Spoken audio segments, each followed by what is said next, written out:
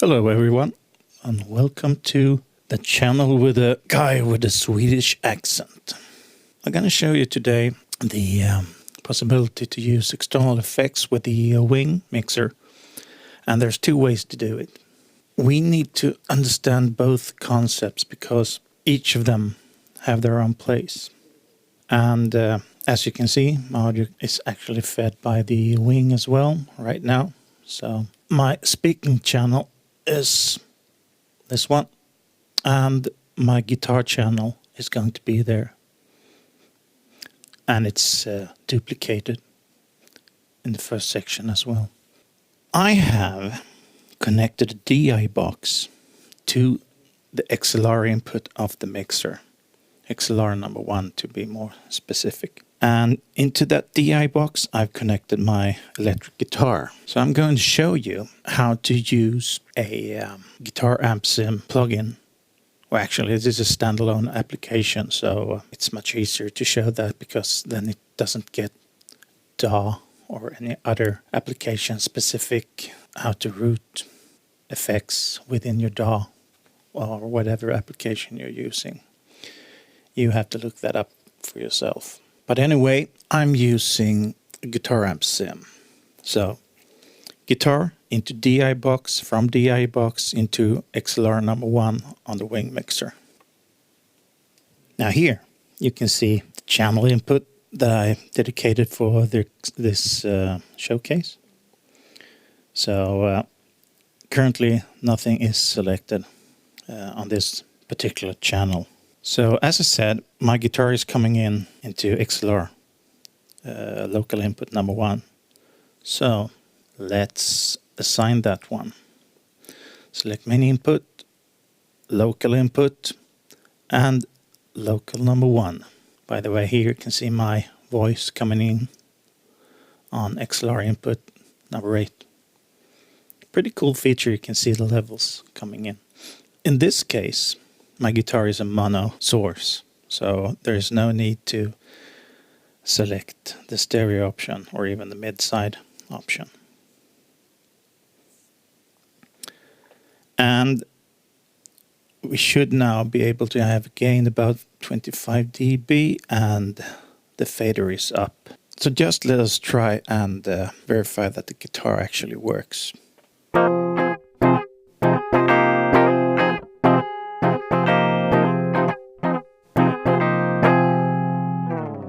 Sounds like the guitar works. It was a clean and boring signal, as with any DI guitar. Let's change that. Now, we need to decide on the send-return channels. And in this case, I'm going to use a computer plugin, so we need to use USB. And in this case, I've decided that I want to use USB channel 48. To be sent to the computer, and I want USB 47 and 48 being returned on the USB channels from the computer. Why do I want two channels being returned from the computer? Because the guitar amp modeling can actually take a mono source and return it as a stereo source with reverbs, delays, whatever. We need to take the signal back from the computer, and we do this by using the alternate input on the channel. In this case, the alternate input actually emulates the old analog console's tape monitoring feature, where you can select to do virtual sound checks, mix downs, or whatever.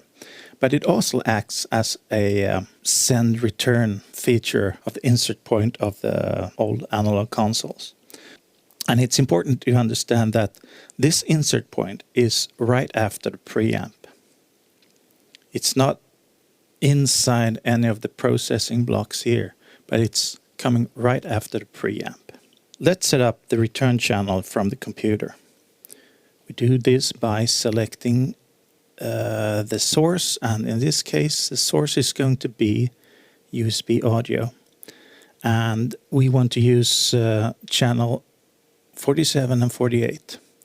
So I select 47, and by default it's currently set to mono, but we want stereo return, so let's hit stereo. And that's it.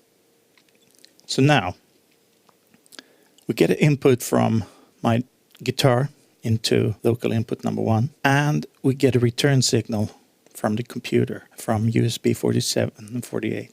We're still missing an important link here, and that is the signal from the DI box must go to the computer. And in this case, we want to make a direct route from the main input, local 1, to the computer send, which we decided were going to be USB 48. So we hit the routing button and we go into the outputs and select. We need to unlock this first. I always forget that. And we select channel 48, the send. And we want to source this from the local input. Forget about this FX send. This is for something else. I'll explain that later on. So, local in. And here we have our guitar. So, as you can see, I've now made a direct route between the local input feeding USB 48 into the computer. And we are done with that. So now, everything is set up here. We get input from XLR1, feeding computer, and we get a return to the mixer. Let's see what happens on the computer side. Now here you can see the amp sim that I started earlier, and I've intentionally set up this in its default state. Okay, I started this amp sim application, and it should be pretty much in its default state. This particular amp sim is developed by Neural DSP, and this one is called Archetype Cory Wong. This has just been released, so have a look at it. Cory Wong signature sound is pretty clean. You can get some dirt as well. He's kind of a funk, jazz kind of guitarist with some awesome licks. So please check him out. This particular plugin has a wah. It has a stompbox chain consisting of a gate, a compressor, a distortion, and another distortion. We have the amps, 3 of them actually. So you can get some really cool sounds of this. In its basic form, they are pretty clean amps. But as you can see, this amp has a drive to get some nice distortion. And then you have the 2 distortion pedals as well to give you whatever you need for your music. You have a graphical correction EQ. You don't need that if you have a Wing, but still, it's there. Here you have the speaker emulation set up, and I have chosen to use the Ribbon 121 and the 421 pan left and right, hard pan actually. And then you have the time-based effects. Here you have the delay and a pretty cool reverb pedal. It has this shimmer function that I really like. It's like strings in the background washing around. I cannot explain the effect. You recognize it as soon as you hear it. They're pretty nice sounding, so nothing to complain about there. Actually, I'm going to load my preset that I did before, and I need to remember to take off the drive, or otherwise it won't sound as clean as intended. Now, enough about this plugin. Let's go into the settings and set up our send return for our insert. We'll hit the settings and I'll choose the Wing. And yeah, I can do this as well right now. So here it is. So the input channel, we were sending from USB 48. here it is. But we need to take away, in this case, the input number 1, because the audio input channels, this application can actually accept a stereo source. So we need to make sure that we don't get any odd signals coming to the plugin or effects insert. And also, we returned our signal to USB 47 and USB 48. And since this is a stereo return, we disabled out 1 and out 2 that was currently selected before. And the sample rate is 48K, good enough for me. And 512 samples of latency is a little bit too high for me. So 16 samples, I think, will introduce pops and crackles on this computer because it's running some applications in the background. So let's go for 32 samples. This sounds about right. Looking good to me. Okay, so now we hopefully set up the amp sim as our effects insert. Let's see if I did screw up or if it works well.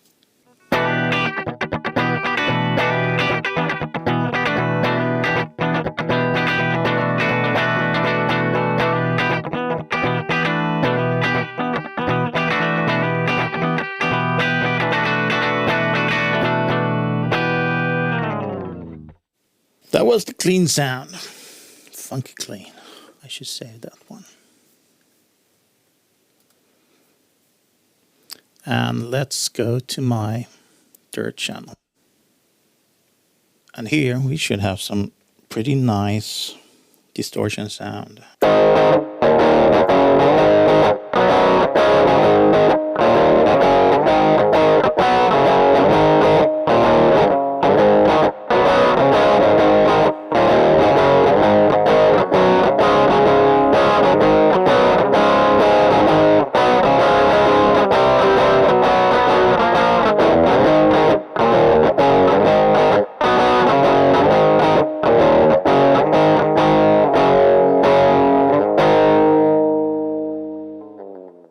Okay, let's check out some lead sound as well.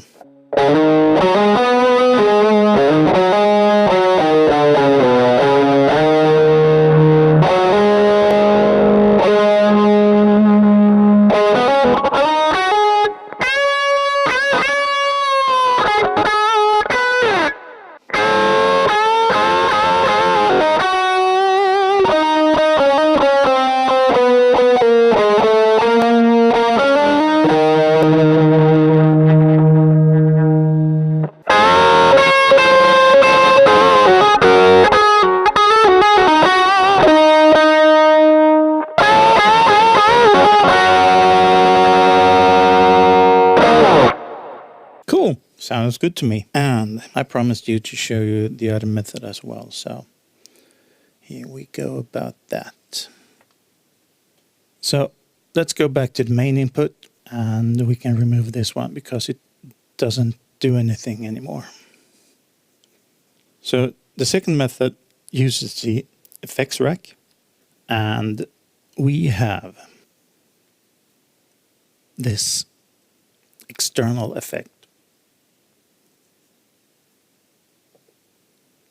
And we can insert it on here. And I'll select that one. The effects mode is the return. So if we want a mono return, stereo return, or mid-side. So in this case, we want the stereo return. And for some reason, this was already selected. But here is our USB returns. Done. So you can see the return channel here. But send effects is not assigned. And you cannot just click on this one to make it pop up the correct selection for you. So you need to go into the routing and select your source to send to computer. You need to tell the Wing mixer that you want to use the effect send. And if you remember when I set up this, I set this up on effect send number 11, which is this one. I need to unlock this. I forget this every time. Effects 11. And send that to USB channel 48. Looking at the insert, we now have a send on USB audio 48, and we get a return from USB 4748 in stereo mode.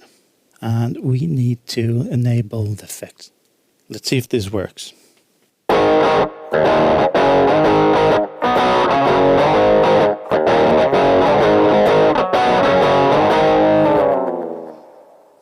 Cool. So when I pluck a string, you will see the send signal and the return signal.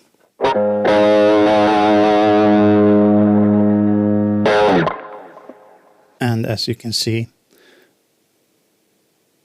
in edit mode, I can turn on off the external effect. But I can also, and this is the very important thing to understand, I can move this wherever I want in my signal chain. Pre-gate, post-gate, pre-EQ, post-EQ, the compressor, and whatnot. This second mode of assigning the effects, external effects, gives you more flexibility. However, most of the times, 99% of the times, you only need to have the effect inserted right after the preamp for some additional channel processing afterwards. It's like if you had mic'd the guitar amp, you would put a mic and then process the signal. So that makes sense for most applications. There are exceptions, of course, but most of the times that should be enough.